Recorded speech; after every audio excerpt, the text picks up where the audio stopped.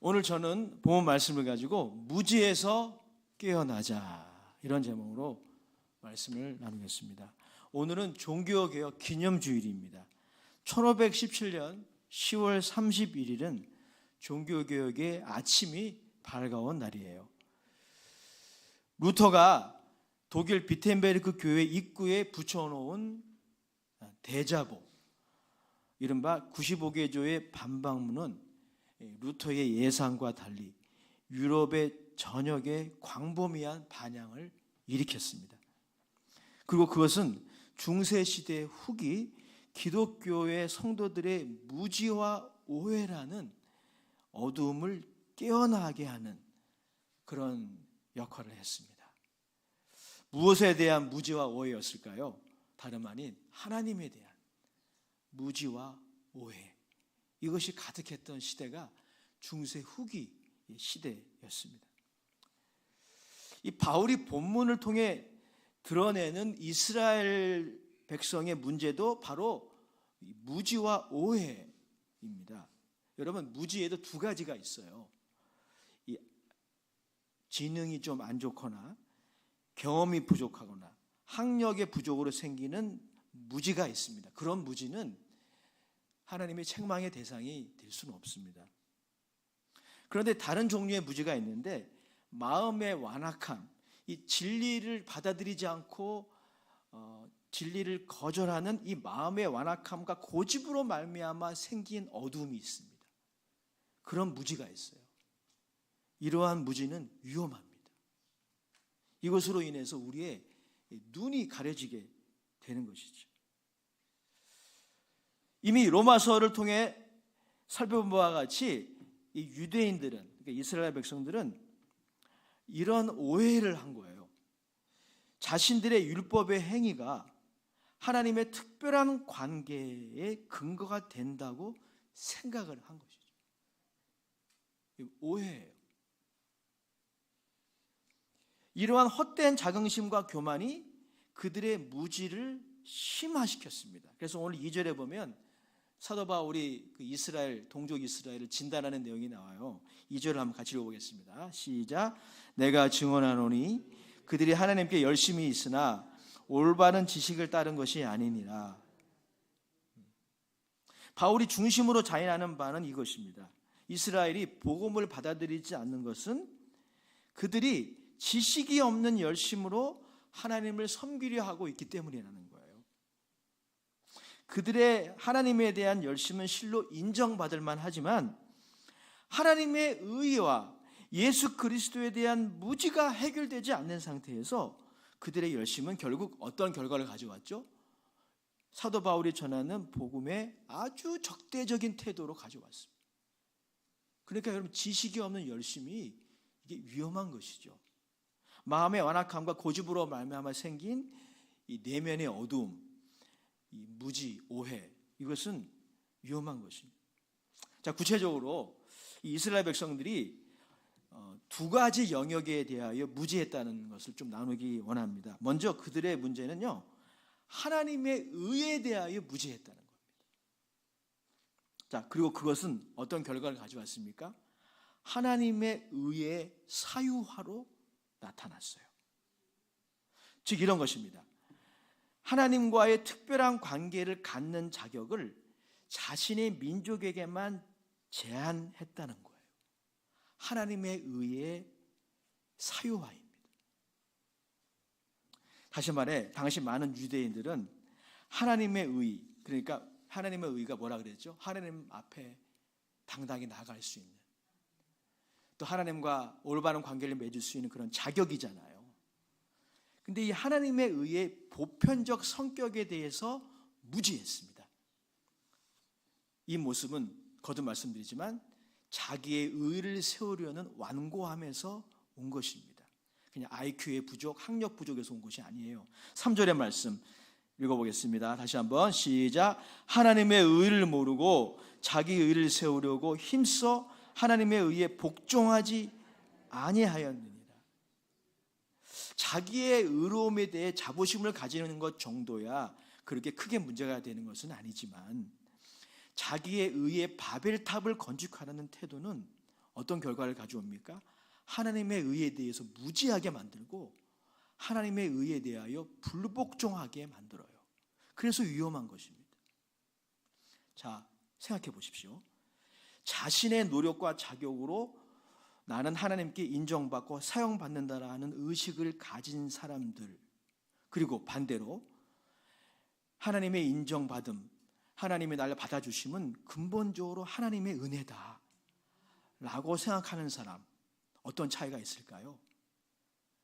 자신의 노력과 자격으로 하나님께 인정을 받고 사용받고 있다는 의식을 가진 사람은 그것이 하나님의 은혜로 우리에게 주어졌다라고 생각하는 사람보다 더 독점적일 것입니다. 그 하나님의 의에 대해서 독점적일 것이에요. 여기에 여러분, 하나님의 의에 대한 강력한 소유권 주장이 출발하는 것입니다. 이스라엘의 생각에 따르면 이런 것이죠. 자신처럼 그렇게 노력하지 않거나 행하지 않는 사람들은 하나님의 의의 혜택, 하나님께 나가는 하나님의 은혜를 경험하는 의의 혜택에 포함돼서는 안 되는 거예요. 그러니 여러분, 예수님이 그들의 눈에 가시일 수밖에 없는 겁니다. 예수님이 이 땅에 오셔서 파격적인 행동을 하셨죠. 무식한 어부들을 제자로 부르시고 세리와 죄인들이 그들에게 나왔을 때 다 받아주셨어요. 심지어 세리장의 집에 가셔서 식사를 하셨어요. 정신질환 자들을 영접하시고 귀신을 쫓아내셨어요. 이 모든 모습은 이러한 무지와 오해 가운데 있는 이스라엘 백성들에게, 유대인들에게는 용납할 수 없는 행태였어요. 그러니 이 유대인들의 주를 향한 열심이 예수님을 향한 독한 시기로 나타나는 것은 어떻게 보면 당연한 결과인 것이죠. 사랑하는 성도 여러분, 유대인들의 이러한 하나님의 의에 대한 이해와는 달리 하나님의 의는 무엇입니까?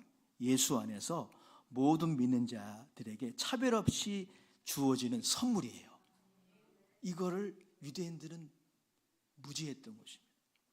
로마서 3장 22절이 그것을 강력하게 증거해주고 있는데요.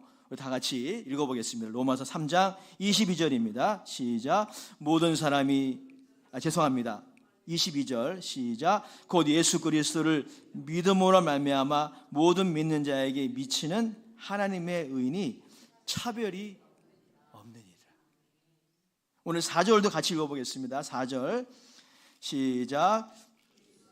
모든 믿는 자에게 의를 이루기 위하여 율법의 마침이 되십니다. 모든 믿는 자에게. 심지어 여러분, 이 구원의 은혜에는 유대인들도 포함되는 것이죠. 바울은 그것을 확신했으며 간절히 고통스러울 정도로 간절히 원했어요.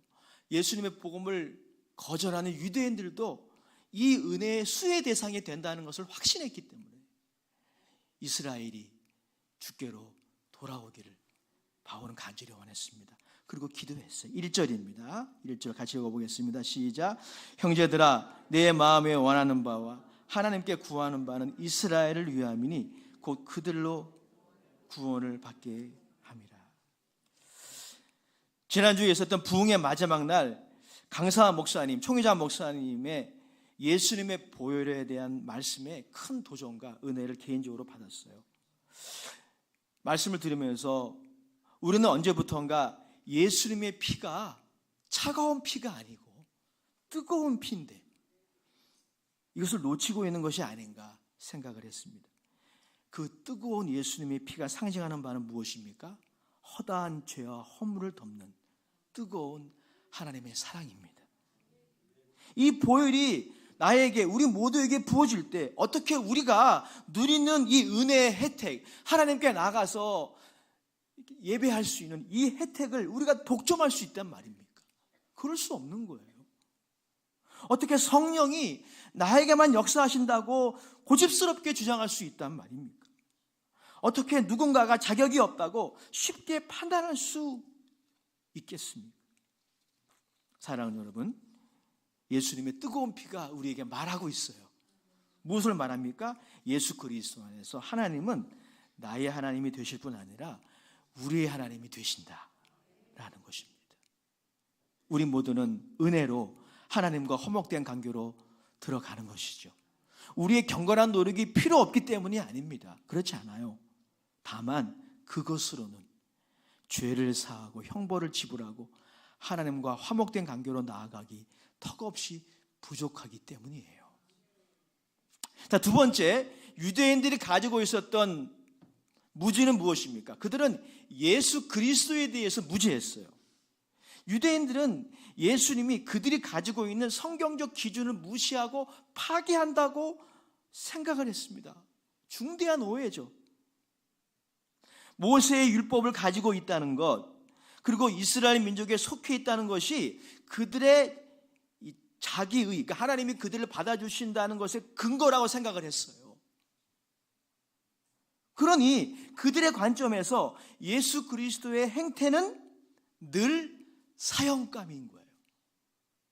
결국 그들이 예수님을 죽이려고 했고 빌라도에게 고발하잖아요. 예수님이 안식일을 어겼고 성전을 모독했다. 예수님은 그렇게 하지 않으셨어요. 유대인들의 그 무지한 기준으로 볼 때는 예수님의 행태는 그런 것이었습니다. 바울도 한때 예수 그리스도를 그렇게 오해했었죠. 그러나 그가 부활하신 예수 그리스도를 만나 무엇을 깨달았습니까? 오늘 4절을 깨달은 거예요. 4절 말씀 다시 읽어보겠습니다. 10장 4절이에요. 시작. 그리스도는 모든 믿는 자에게 의를 이루기 위하여 율법의 마침이 되시니라. 아멘. 바울의 눈이 열린 것입니다. 무지에서 깨어난 거예요.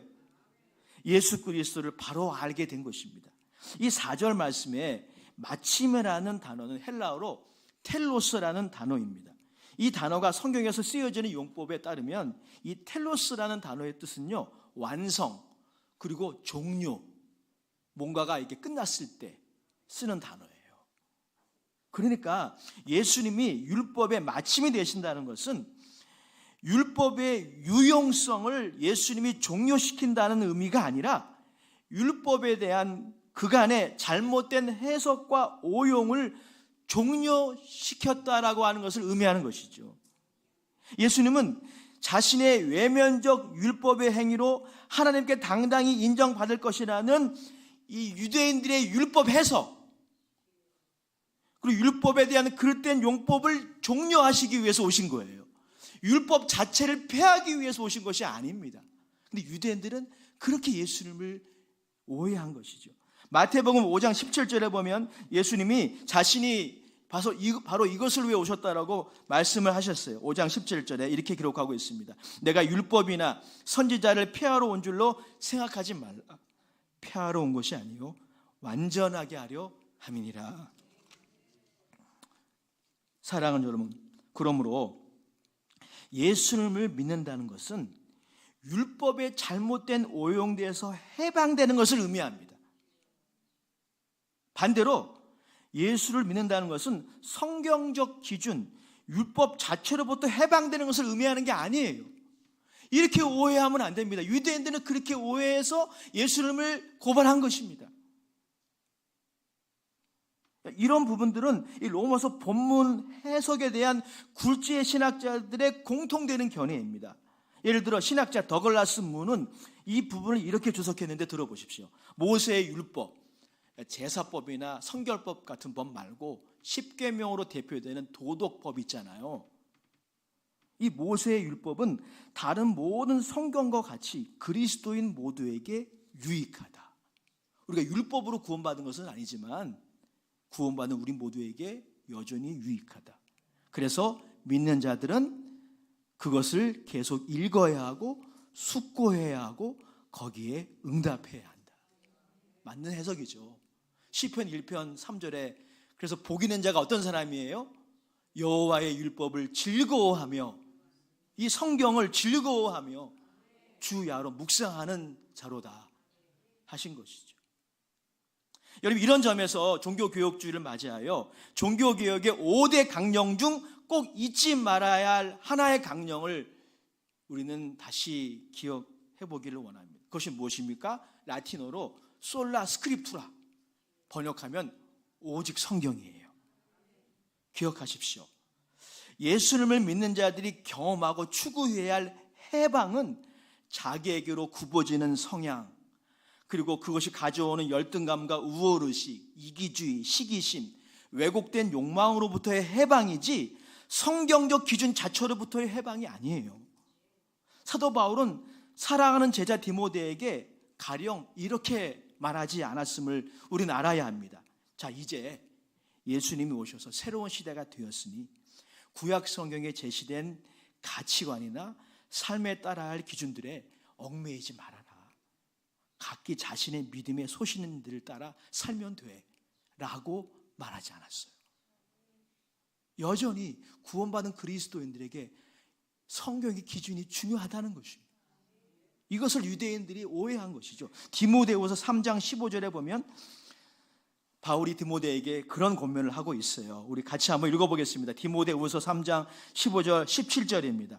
시작. 또 어려서부터 성경을 알았나니 성경은 능히 너로 하여금 그리스도 예수 안에 있는 믿음으로 말미암아 구원에 이르는 지혜가 있게 하느니라.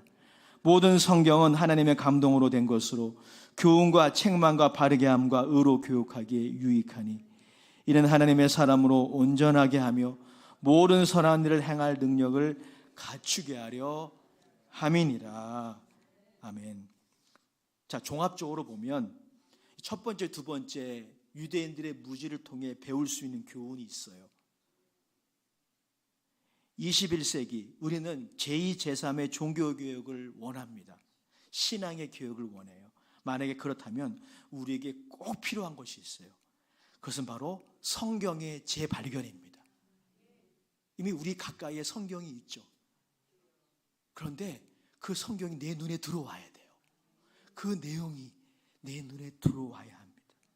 성령님의 조명과 목회자들을 통해 신학 훈련을 받은 목회자들을 통해 나누어지는 건강한 신학적 해석을 통해 말씀의 빛을 우리는 다시 받아야 합니다.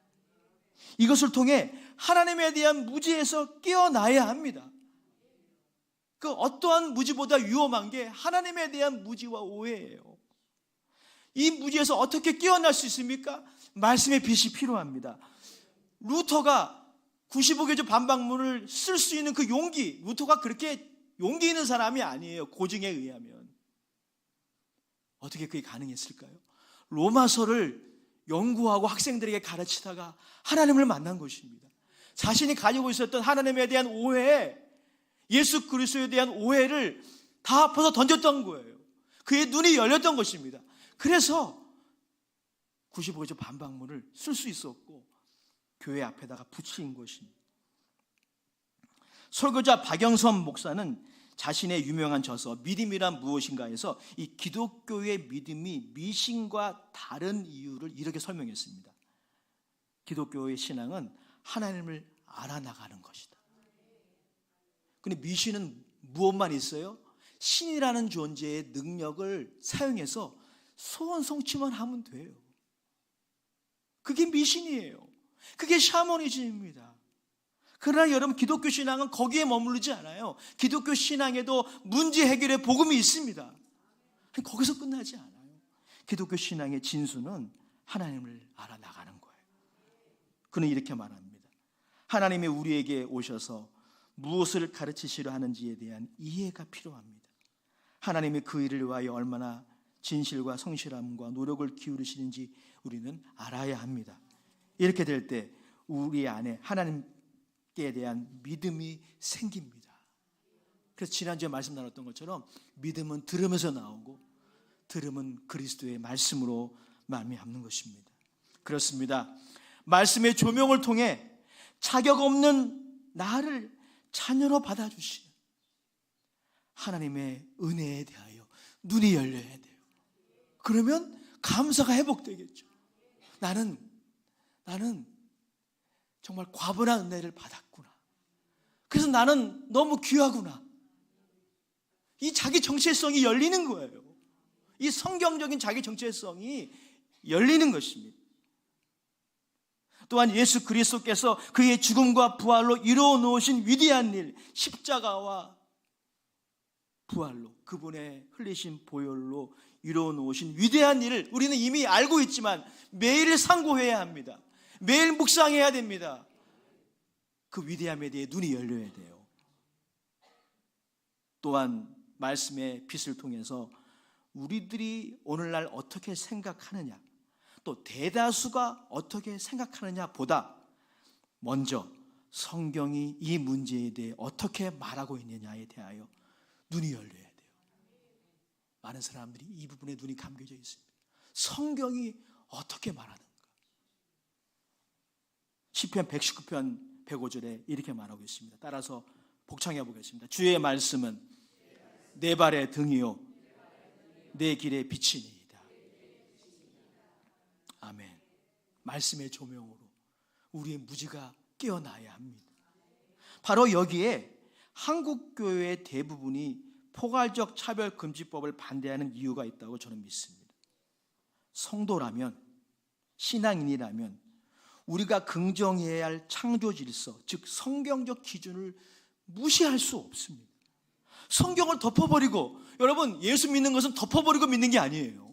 덮어놓고 믿어? 아닙니다. 믿어야 할 이유가 있어요. 성경에 나와 있습니다. 그래서 성경을 덮어버리고 예수가 우리 주인이십니다, 교회의 주인이십니다라고 고백할 수 있습니까? 그럴 수 없어요. 그건 언어 도단입니다. 혹 사회법이 성경의 기준을 반영하지 못할 수 있습니다. 그때 주를 고백하는 신자가 성경의 기준과 부합하지 않는 것에 대해 신앙의 양심으로 저항할 수 있는 자유를 가져야 합니다. 그러나 이 법안은 그것을 차단하는 독소 조항을 가지고 있어요. 그 피해가 지금 미국과 캐나다, 서구 유럽에서 나타나고 있잖아요. 미국, 캐나다, 서구 유럽이 가는 길을 그대로 다 따라가면 안 돼요. 그러나 오해하지 마십시오. 이 반대 운동은 특정 정당이나 진영을 무조건 지지하거나 무조건 반대하는 정치적인 어젠다가 아닙니다. 그리고 아니어야 합니다. 또한 이 운동은 예수 그리스도 안에서 좀 전에 말씀드린 바와 같이 값없이 주어지는 하나님의 의라는 선물을 이성애자만이 독점할 수 없잖아요. 교회의 성도들만이 독점할 수 없지 않습니까? LGBTQ, 소위 말하는 LGBTQ 성소수자들에게 이 하나님의 은혜가 개방되어야 합니다. 이것을 지향하고 있어요. 동시에 이 집회는 교회가 성경적 기준을 포기하지 않고 붙들기 위한 몸부림입니다. 또한 이번 집회는 대안을 만들고자 하는 어렵고 좁은 길을 걸어가기 위한 신앙적 운동 중 하나일 뿐입니다. 성소수자들을 예수님께로 인도하는 일과 성경적 기준을 지키려고 하는 일, 이 두 가지를 해야 되거든요. 이게 어려운 일이에요. 그래서 좁은 길입니다. 신앙인들은 그 길을 걸어가야 되는 거예요. 그냥 성소수자들이 많으니까 이 법 만들어. 이건 쉬운 길이에요. 쉬운 길. 이번 집회는 그 좁은 길로 가기 위해 여러 대안들이 필요한데 그 대안들 중에 하나일 뿐이에요. 이 집회가 시작이 돼서 어떻게 하면 그 영혼들에게 복음을 전해서 주님께 인도할 수 있을까? 어떻게 하면 성경적 기준을 붙들 수 있을까? 여러 대안들이 나올 수 있기 원합니다. 우리 특별히 머리가 좋은 우리 젊은이들이 그런 대안들을 많이 만들었으면 좋겠어요. 입법자들에게 이 법의 부당함을 알리면서 동시에 이번 집회를 통해서 우리는 기독교인들의 세를 과시하거나 힘을 나타내려고 하지 말아야 합니다. 그것이 이 모임의 목적이 아니에요. 우린 기도하려고 모이는 것입니다. 특별히 무엇을 기도해야 할까요? 역대기야 7장 14절의 말씀처럼 우리 기성세대가, 저를 포함한 기성세대가 회개해야 합니다. 무엇을 회개할까요? 예수를 믿었는데 성경적 기준으로 살지 않았잖아요. 우리 이것을 회개해야 됩니다. 우리 다음 세대가 다 보고 있어요. 우리가 말을 할 때 성경적 기준으로 말을 하려고 노력하고 있습니까? 우리가 어떤 가치를 측정할 때 성경적 기준으로 그 가치를 측정하려고 노력하고 있나요? 결혼, 진로, 배우자 선택, 기타 등등 모든 면에 있어서 성경적 기준으로 살려고 노력하고 있었습니까? 그러하지 않았다면 우리 기성세대가 먼저 그것을 회개해야 됩니다. 우리가 성경적 기준으로 살지 않으면서 나의 자녀들한테 너 그렇게 살아라, 나는 그렇게 못했지만 너는 그렇게 해야 돼, 말이 안 되는 겁니다. 이번 집회는 기독교인들이 이렇게 100만 명 모였다, 정치인들 똑바로 정신 차려, 이런 모임이 아니에요. 역대기야 7장 14절의 말씀처럼 내 이름으로 일컫는 하나님의 백성들이 악한 길을 떠나 자신을 낮추고 주의 얼굴을 구하며 기도하고자 모이는 것이, 저는 여기에 우리의 답답한 현실을 돌파할 수 있는 해법이 있다고 믿습니다. 차별금지법 문제만이 아니라 우리는 인생을 살다 보면 특별히 고난과 훈련을 경험할 때 인생의 어두운 시간들을 보낼 때가 있어요. 가장 어둡다고 여겨지는 시간을 지날 때도 있습니다. 터널과 같은 인생의 기간이 있습니다. 항상 그렇지는 않지만 말이죠. 그때 어때요? 미래는 보이지 않죠. 길이 보이지 않고 희망이 보이지 않을 때가 있습니다. 그게 어둠의 특징이죠. 그때 우리에게 필요한 것이 바로 성경의 조명이고 말씀의 빛입니다. 고린도후서 4장 6절 말씀 이렇게 기록하고 있는데요, 다 같이 읽어보겠습니다. 시작. 어두운 데 빛이 비치라 말씀하셨던 그 하나님께서 예수 그리스도의 얼굴에 있는 하나님의 영광을 아는 빛을 우리 마음에 비추셨느니라. 하나님 지금도 예수 그리스도의 얼굴에 있는 그 빛을 성경을 통해, 말씀을 통해 비추어 주십니다. 그러면 여러분, 길이 보여요. 길이 없는 줄 알았는데 길이 보입니다. 사실 여러분, 우리가 해법이 가까이 있어요. 여러분 지금 고민하는 문제 해법이 없는 것처럼 보이고 멀리 있는 것처럼 보이는데 우리의 눈이 가려진 것뿐입니다. 제가 전에, 아주 오래전 일이에요. 결혼하기 전에 제가 대학생이었을 때 학생들을 가르치는 과외를 했어요. 그래서 그 과외를 시작해서 그 월급을 받았는데 30만 원을 받았어요.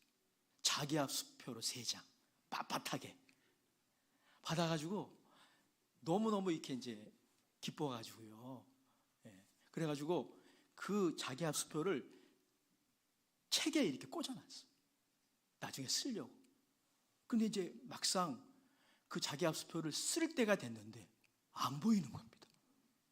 안 보이게. 이거 어디다 둔 거지? 아무리 찾아도 찾을 수가 없는 겁니다. 그래서 포기했어요. 에이, 잊어버린 셈 치자. 근데 한 달 정도 뒤에 우리 돌아가신 사모님이 대청소를 하시더라고요. 제 방 청소까지 하시는데, 어머 할렐루야! 예, 감탄이 터져 나왔어요. 30만 원을 발견하신 거야. 마침 그때 30만 원이 필요하셨는데 기도하셨대요. 하나님이 주셔서 형수나. 제가 그때 내 돈이라 말을 못하겠더라고. 여러분, 인생 문제 해법이 멀리 있는 게 아닙니다. 그 책이요, 제 책장 바로 앞에 꽂혀 있었어요. 꼭꼭 숨긴 것도 아닙니다. 말씀이 조명할 때 우리 인생의 문제 해법이 보여지기 시작해요. 특별히 이번 부흥의 말씀을 통해 깨닫게 하신 인생 문제의 성경적 해법이 있죠.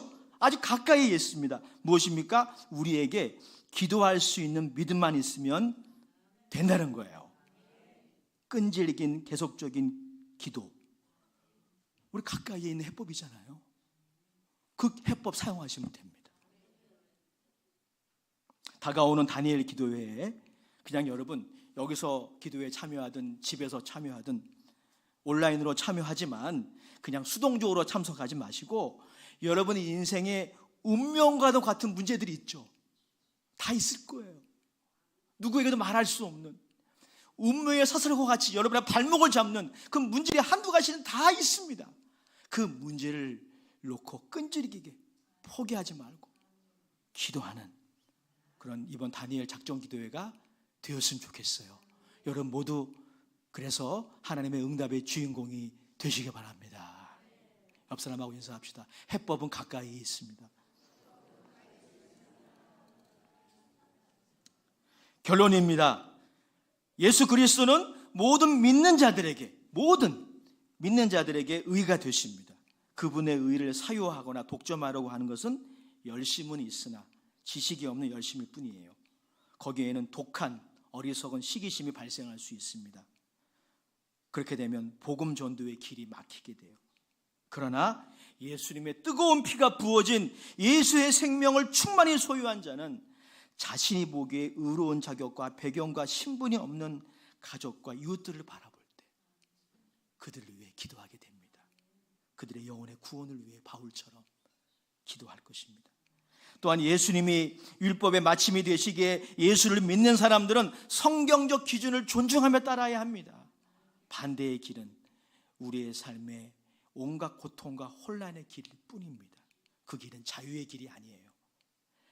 마지막으로 말씀의 빛이 우리에게 비출 때 인생의 가장 어두운 시기를 지날지라도 그 어두운 터널을 한 걸음 한 걸음 지나갈 수 있습니다.